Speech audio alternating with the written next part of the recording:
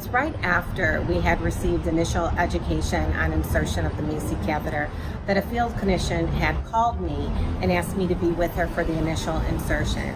So we explained to him what we were going to do, and we turned him. My eyes were focused just on his face as we did the insertion. And he didn't even flinch, he didn't furrow a brow, nothing. He didn't even realize that it had gone in, and he was alert. And then began the education with his wife.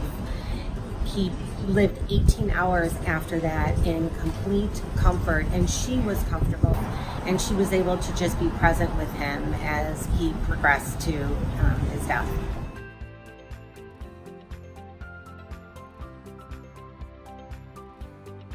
So my biggest pearl to getting staff engaged and willing to use the Macy Catheter is finding a champion, finding someone who initially is on board with you.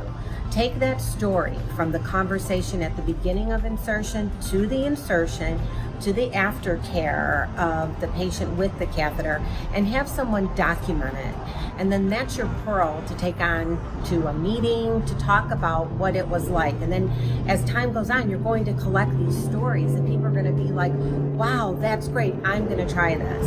And then look at who you have then as your champions and make sure they always have one with them.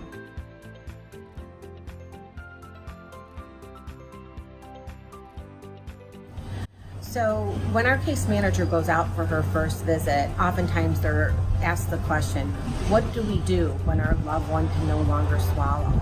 So we say Rainbow Hospice uses this device called a Macy Catheter.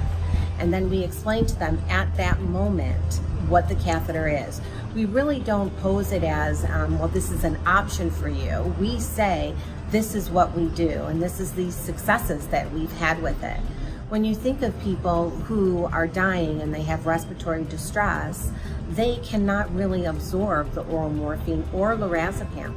This is going to give them quicker absorption, and they're going to be able to be comfortable and die at peace at home with their families.